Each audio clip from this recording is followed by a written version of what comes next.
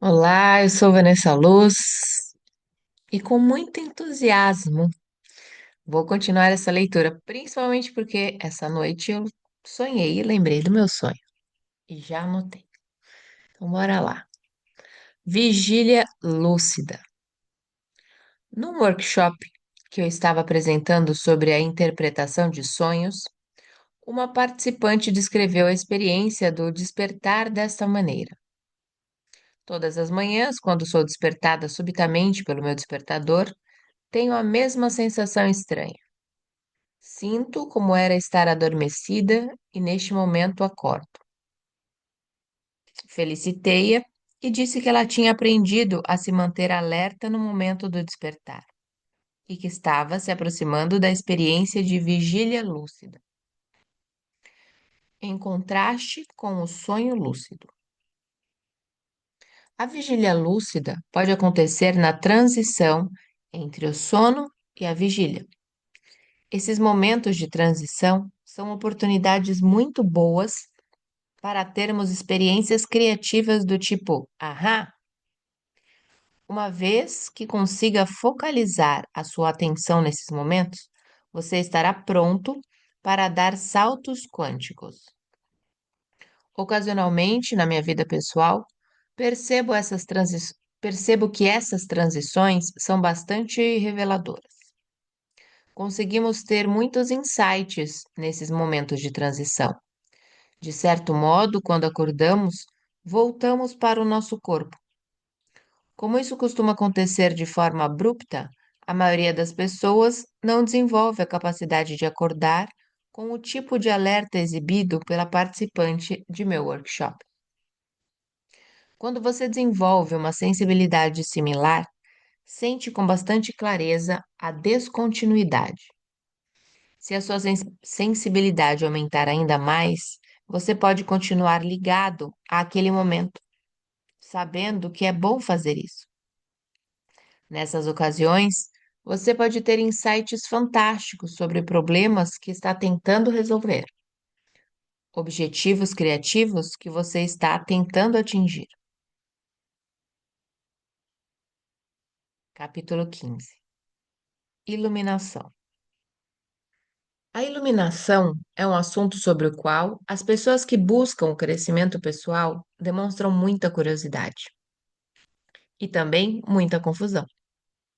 Sempre que faço um workshop para psicólogos e pessoas à procura de crescimento pessoal, abro fazendo uma pergunta: quantos aqui querem se iluminar?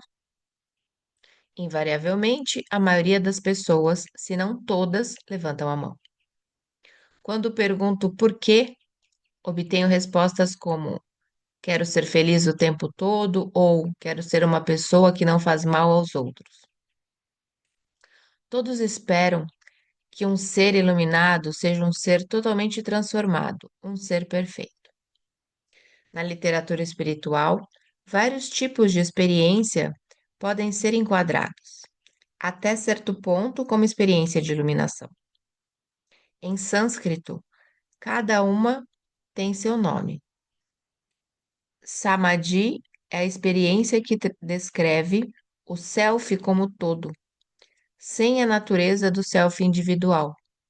No Samadhi, o self atinge o estado de nada, de ausência das coisas. Os japoneses dão a isso o nome de Satori.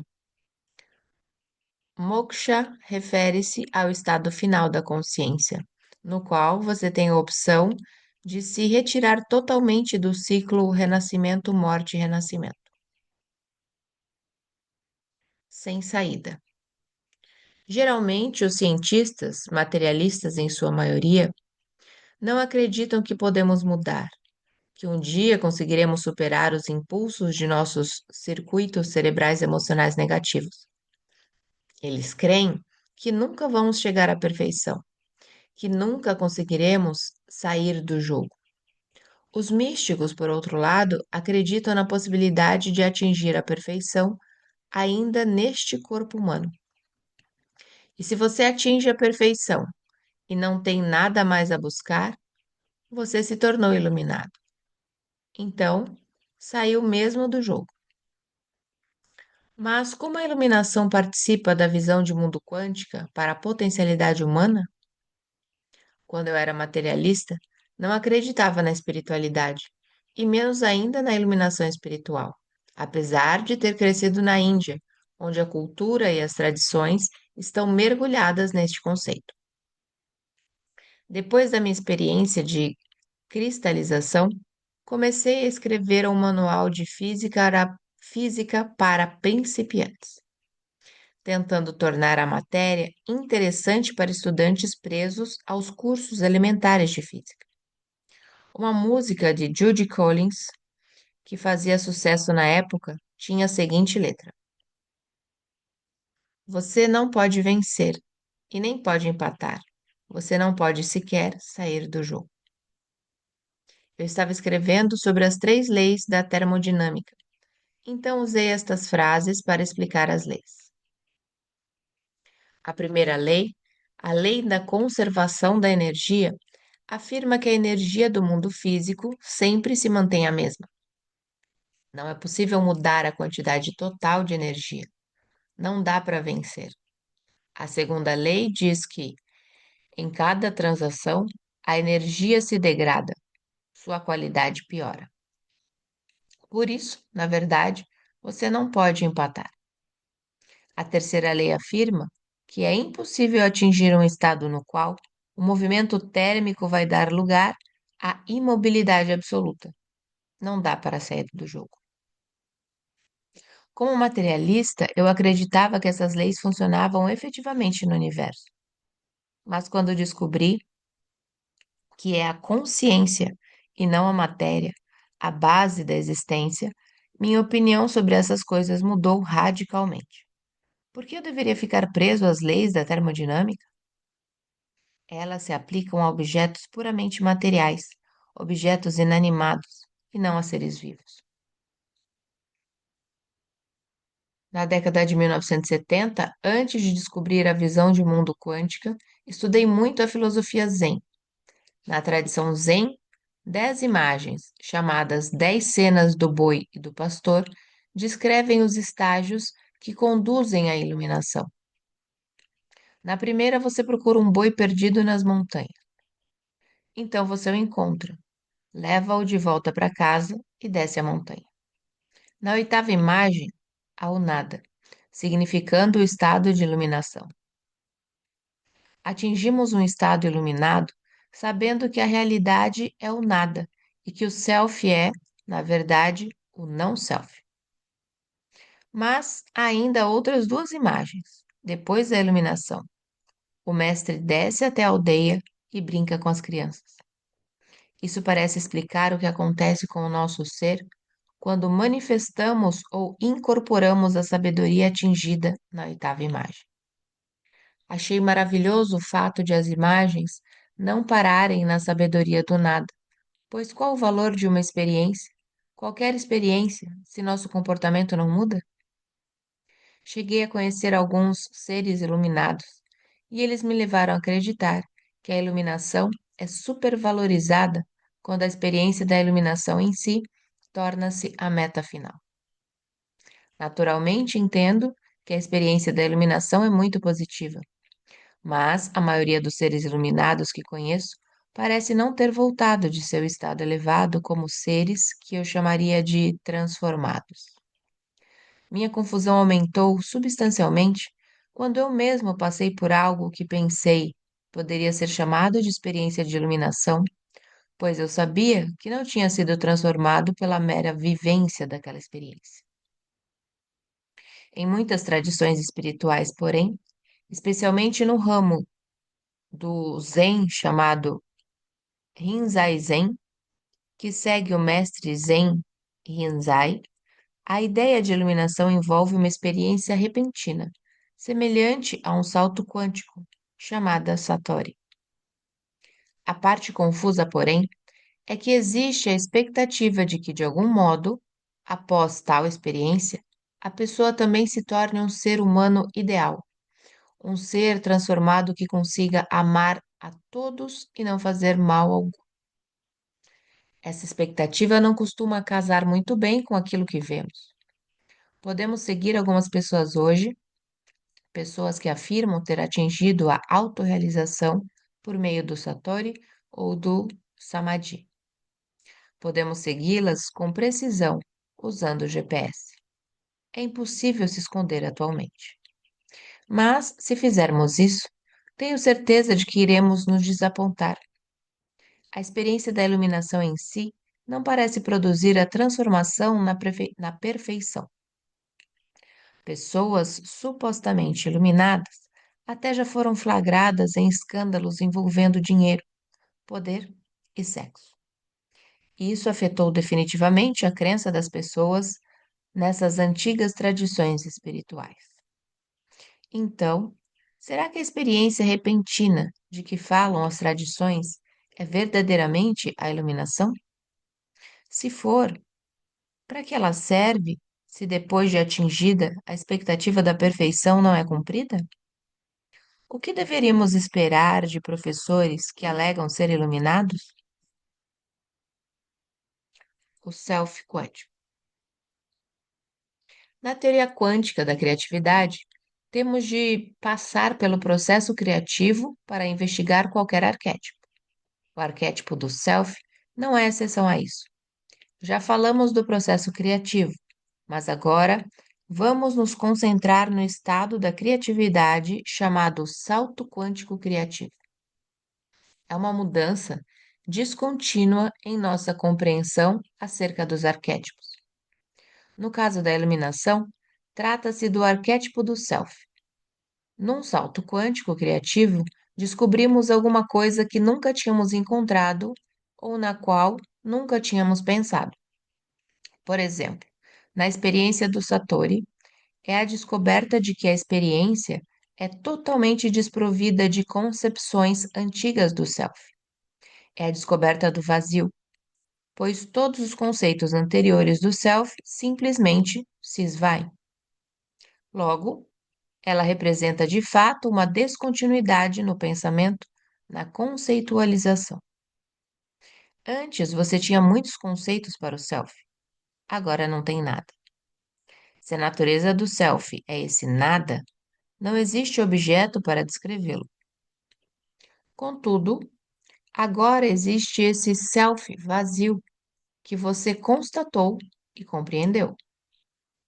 A teoria quântica da criatividade diz que na criatividade há um estágio ulterior que você precisa atravessar depois da descoberta desse verdadeiro self, o verdadeiro self do vazio. Você entrou no processo criativo com aquilo que chamamos ego. Com efeito, falamos do enredo e da persona do ego. Falamos do caráter do ego. Porém, após esse salto quântico, descobrimos que isso não existe. O self é desprovido de todos esses conceitos. E a teoria quântica da criatividade diz que você tem de se diz que você tem de manifestar esse não self em seu ser. Você precisa manifestar esse vazio do self em sua vida. É por isso que as imagens Zen mostram estágios além do Satori, os estágios de manifestação desse self não self. Na visão de mundo quântica, há um nome para esse self não self. Chamamo-lo self quântico.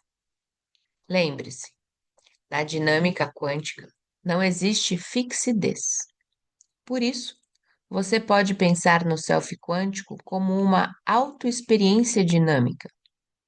Mas esse self não tem lugar para ficar, pois não há fixidez. Você não pode descrever o que ele é, pois não pode ficar nele por tempo suficiente.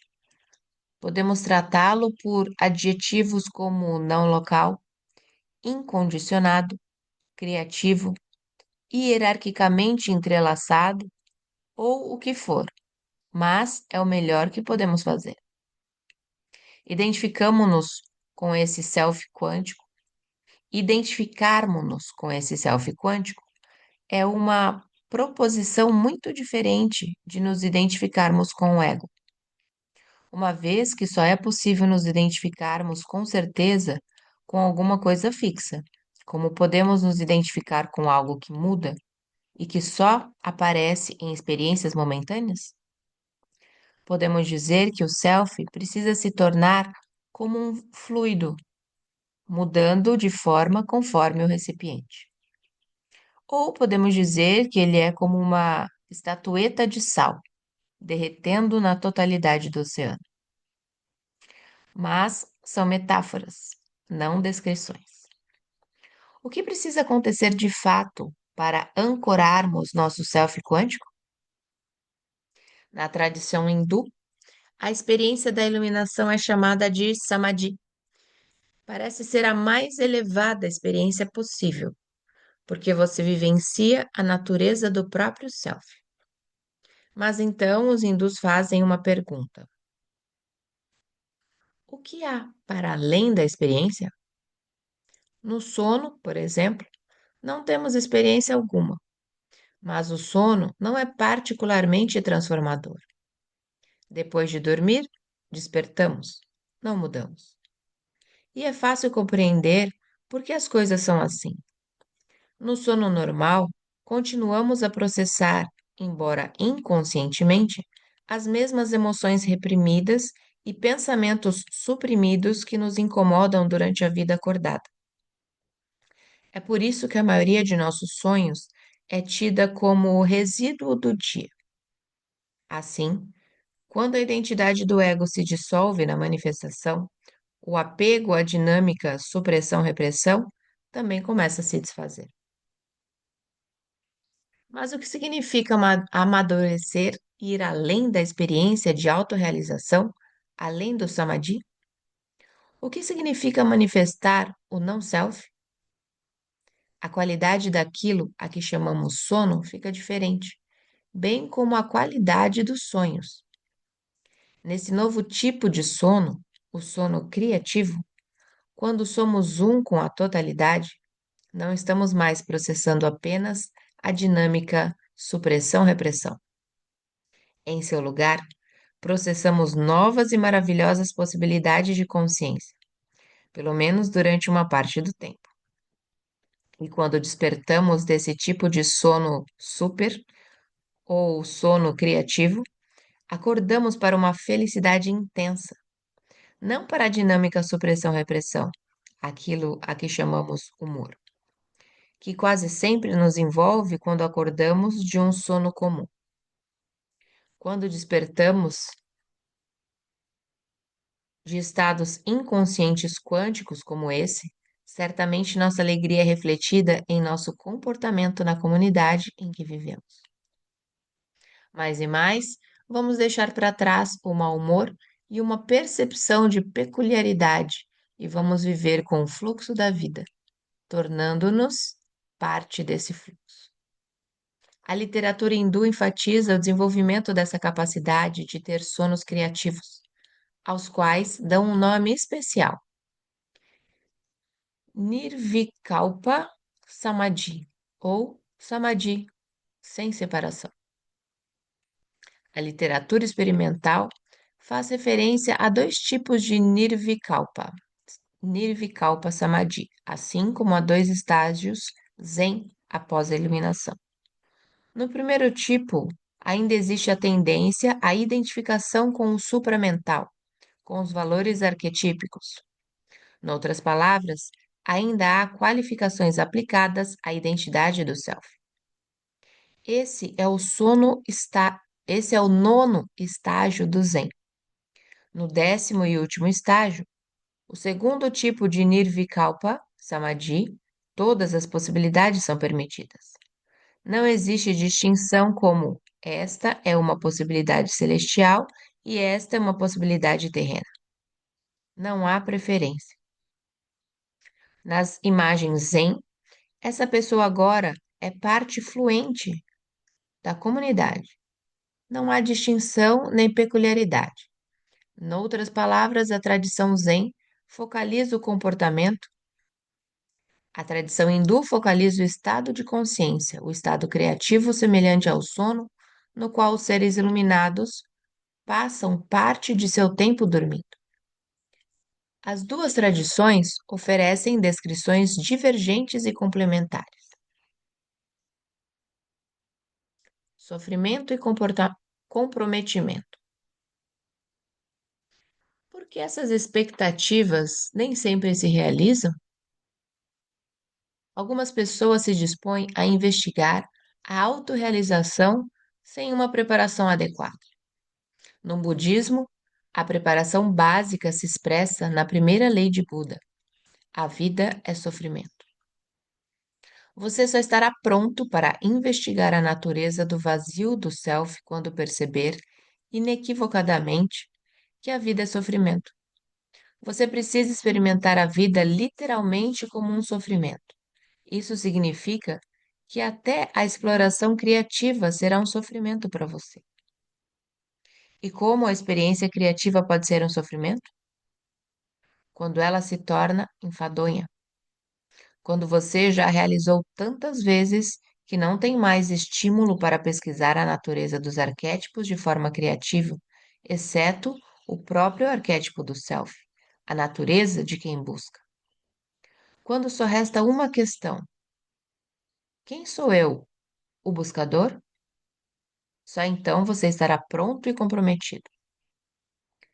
Enquanto continuavam, enquanto caminhavam de manhã, um porco e uma galinha passaram por um restaurante que servia café da manhã. A carta do lado de fora anunciava ovos e salsichas. A galinha quis entrar para comer, mas o porco se recusou. A galinha insistiu. O porco suspirou e disse: para você é apenas uma contribuição. Para mim, é comprometimento total. É claro que o porco não estava pronto para isso, e você pode ver facilmente pelo meu comportamento, especialmente se me observar com atenção, que eu também não estou pronto para um comprometimento total. Não estou pronto para abrir mão da realização e da busca. Está claro que o self é o arquétipo que ainda preciso investigar seriamente. No budismo, disse que você não deve investigar a natureza do self a menos que tenha atingido o estado de absoluto tédio com a vida. Hoje, naturalmente, racionalizamos a questão. Como a vida pode ser um completo sofrimento? Se as moléculas de endorfina circulam pelo cérebro, como podemos negar o prazer e nos comprometermos com o sofrimento? Estamos viciados na sensação de prazer. Embora não estejamos preparados, creio que estamos prontos para investigar a natureza do self. Mas, se começarmos sem uma preparação adequada, as sementes da investigação definharão. Mesmo que você busque o Satori, descobrirá que ainda tem coisas para realizar quando tenta viver a vida no vazio do self. No meu caso, a vontade era ser professor. Gosto de ser o centro das atenções. Quero desfrutar a minha iluminação. Mas como posso fazer isso se não deixo as pessoas saberem que estou iluminado? Tudo isso acaba estabelecendo uma dinâmica na qual o ego ergue novamente a cabeça. E sempre que o ego está presente, há o risco do fracasso, porque você não vai satisfazer a expectativa das pessoas que querem um ser humano perfeito e sem ego. Mais uma vez, racionalizamos e dizemos: tá, as pessoas iluminadas ainda se mantêm levemente não iluminadas. Tudo bem. Não, não é assim. É que as pessoas não compreenderam o que é a verdadeira iluminação. Elas não chegaram ao estado representado da 10ª imagem Zen. O pensamento quântico remove toda essa ambiguidade e torna as coisas claras para nós. Quando as pessoas me perguntam se podemos manter o estado de iluminação ao longo do tempo, digo-lhes que essa não é uma pergunta válida. Não se trata de manter o estado do vazio, pois não podemos. Se vivermos no estado iluminado de consciência, mesmo que durante algum tempo, teremos de usar o banheiro. E para isso vamos precisar da experiência do ego. Do mesmo modo, quando comemos em público, devemos lembrar como usar os talheres. Se você deseja viver na sociedade e ser um professor, tenha em mente que até os mestres iluminados precisam comer apropriadamente, segundo as expectativas da cultura. Portanto, a vida exige certa dose de conteúdo do ego. O que precisamos é de estratégias para administrar esse conteúdo. A estratégia hindu consiste em passar um tempo cada vez maior no inconsciente, não adormecido no sentido habitual, mas num estado especial de consciência que chamo de sono criativo. Mestres iluminados da Índia passam muito tempo nesse estado especial de consciência, o Nirvikalpa Samadhi. A estratégia Zen consiste em viver sem obstruções, tornando-se um dentre muitos, sem chamar a atenção e sem criar obstáculos com interações desnecessárias. Desse modo, você evita expectativas, porque não é interessante. Você não merece atenção. A física quântica não pode nos ajudar muito nesse caso, além de sugerir que, se você precisa manter o condicionamento do ego em sua vida, faça-o o mínimo possível. E, naturalmente, use apenas as funções do ego sem tentar se identificar com ele. Temos de aprender a viver de maneira a não necessitar das competências exigidas pelos outros, só os que vêm de forma natural e apropriada, se é que vem. Se eu sou convidado e estou jantando em uma casa, você tem uma expectativa daquilo que eu devo ou não devo fazer. Entretanto, se sou apenas um dentre muitos convidados, ninguém especial, os demais não ficarão me observando ou reparando na minha maneira de comer. Posso comer do jeito que me parece natural naquele momento. Simplesmente sigo o fluxo e deixo o espírito me levar. Desse modo, estarei agindo sem invocar qualquer condicionamento do ego. Torno-me como uma criança que não tem ego, que não sabe como se comportar. A tentativa de me adaptar é que traz de volta ao ego. Às vezes as pessoas me perguntam quando irei buscar a autorrealização, a verdadeira iluminação.